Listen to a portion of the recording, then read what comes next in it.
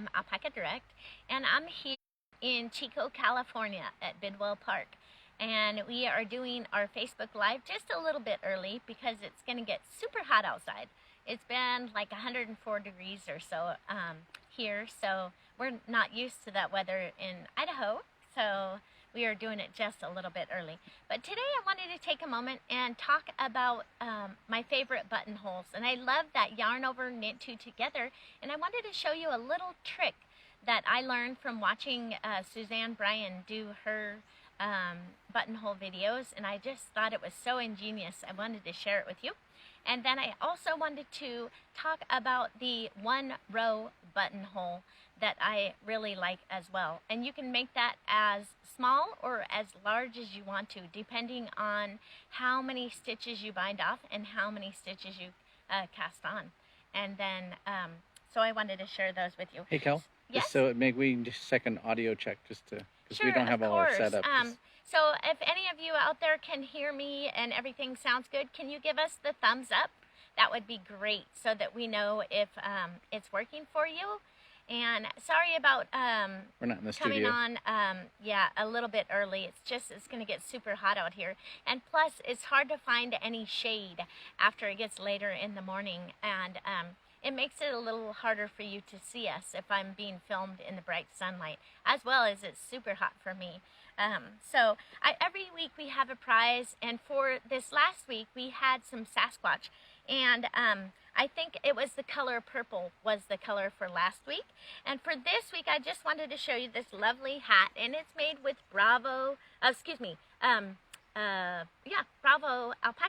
And I wanted to offer a choice of colors in a blue or a Somerset, and this is the Somerset gold color, and the blue of course is not featured in here, but I will have it next week when I'm back at home so I can show it to you. So you guys vote, and then you get entered to win. And the lucky winner, all they have to do is contact us at Alpaca Direct and give us your shipping address, and we can ship it out in the mail to you. And you can, every week we offer a different yarn, and we also offer a discount code on that, right, Jim? And we'll are we going to do that for today? Jim will probably post it a little later.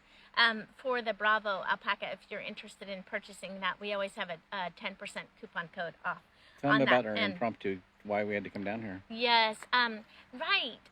Jim said that the reason why that we came down here is Jim's dad has been struggling a little bit, and so we wanted to come down and visit with him and cheer him up and see Mom and make sure that we could help them in whatever way that we can. And then we're going to be going back home by the weekend. We'll be going back home. So next week we will be filming from our house again.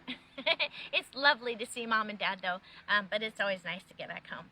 So I wanted to take a look at these buttonholes because I thought they were so cool. And this is the little sweater that I'm doing, and it's the reason why I wanted to talk about buttonholes. But we're going to come over to our sheet over here and take a look at our yarn over knit two together and how you can just make little tiny changes and make it beautiful.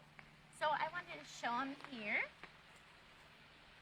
On this little sample, this is a buttonholes where we have done the buttonhole and the actual ditch. So in between the knit stitches. And there's just a simple little technique that you can use to accomplish this. And this would be for like a placket if you were doing your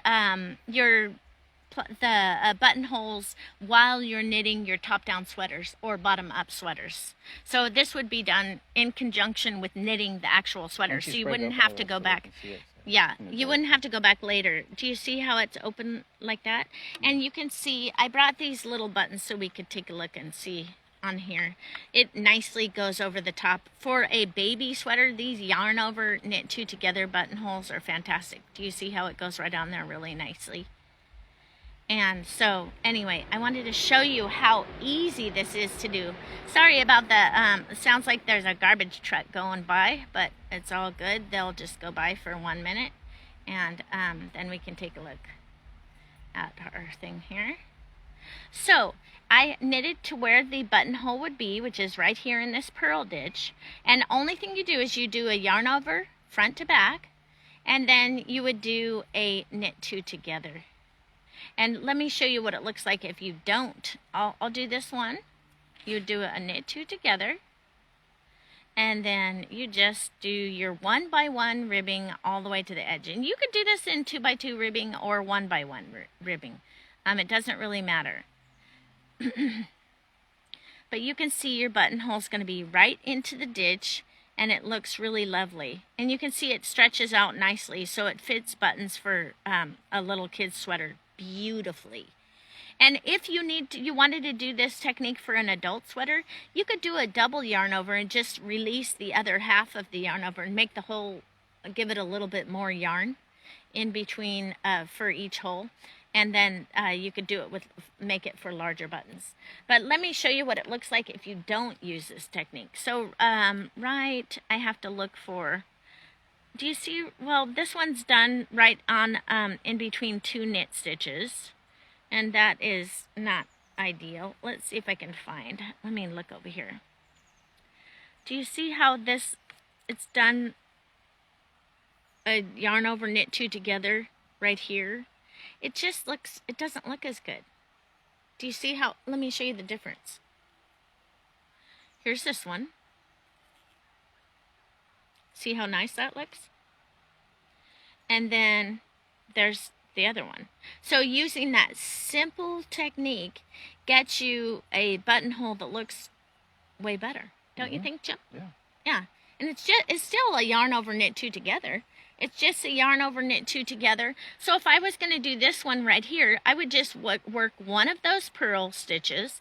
So I have the knit stitch 1 stitch away. So when I do the knit 2 together, it maintains these 2 knit stitches together. So it's simply a yarn over and then a knit 2 together.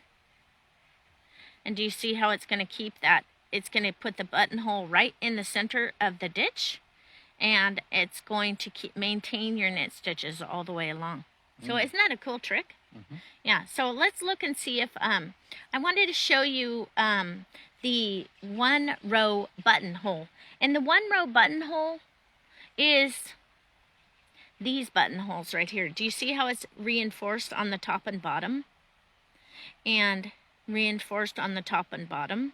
And you just do that, it's very easily done by binding off some stitches and then casting on some stitches. The trick for doing this 1 whole buttonhole is when you're done with it to make sure you're still going in the right direction and you haven't veered off and started going in the opposite direction, because that could be a problem. So to start that buttonhole, you would just slip 1 stitch from the left hand needle to the right hand needle with your working yarn in front, and then slip it to the back, and that reinforces this edge right here. So then I would slip the next stitch and then bind off 1, bind off 2, bind off 3. Now you could see my row, those are my bound off stitches there. So I'm going to turn. I'm going to slip this stitch, because where I want to cast on the stitches are right here in the center here, right? So I'll put my working yarn to the back, and now I bound off 3 stitches, and I'll be casting on 1 more stitch. So I'm going to cast on 4 stitches doing the cable cast on method. So that's 2 and 3 and 4. Okay? So they're right on there. Now, when I turn it again, this cast on stitch is going to reinforce this other edge. And what you do is you just slip that over there. Now I have those back on. Do you see how I can tighten it up with my working yarn and I can pull it tight? Now the buttonhole's done. And all I have to do, but I guess the one thing that I would do is take my working yarn and stick it in the back. And then bring it to the front. And then that would be how you do that one. And if you wanted to cast on more stitches per se, what you could do is you bring the working yarn to the front, and then you could bind off, maybe I'll do a bind off 4. 1, 2, 3, 4. And you could see that I'm not actually knitting them. I'm just binding the stitches off without actually working them. Can you see that, Jim? Mm-hmm. And then again, going to this other side and bringing this stitch over here, bringing the working yarn to the back, and then casting on 5, because I bound off 4, so you always cast on 1 more stitch so you can reinforce that other side with the 1 stitch. 2, 3, 4, and 1 more, 5. So you have 5 stitches on there, and then I'm going to bring that working yarn to the back there. And then I'm going to take that. You have to take the side where the working yarn is, so you can tighten up that noose and not leave a hole. See? So I got it tightened up, and it's totally, the buttonhole's totally completed. So that next stitch, I just snug it up as I'm knitting, and the buttonhole's all done. And it's reinforced on either side. And they don't have any gaps. Everything looks nice and clean. There's no funky edges anywhere.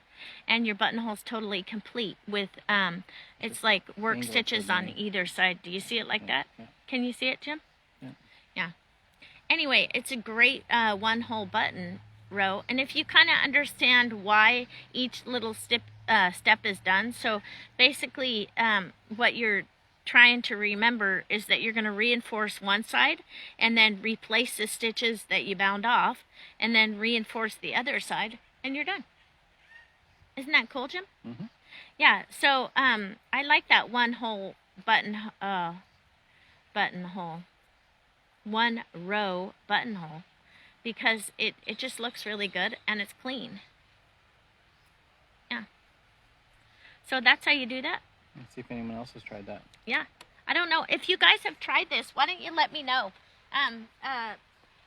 what you think of it, and if you've tried it before, because it's great. The one-hole button row is not that hard, and once you understand the meaning behind why you're doing each step, it's really easy to remember. Mm-hmm. So let's take a look and see about our prize again. Every week we offer the Bravo, well, this week we're going to do Bravo, but every week we offer a prize. And for this week I was thinking Bravo Alpaca, because eventually it's going to be winter soon. And this hollow core fiber makes beautiful hats. So the choice for this week is either a blue or yellow. Or gold. Or gold. Yeah. Yes. Mm-hmm. And so let's see who the winner is. For this last week, the winning color was purple, right, Jim? Mm-hmm. And the winner for that is Sue Whiting. Yay! Congratulations, Sue! You won some beautiful Sasquatch. They call it a sock yarn, but it can be used for shawls and all different kinds of things. So all you have to do is get in contact with us, Sue, at Alpaca Direct at customer service, and give us your shipping address, and we can send out the lovely yarn to you. Maybe you can make some socks or a hat or whatever you like, a shawl. It's great for all those things. And so this next Tuesday we will be back at home, and I hope you all have a great week.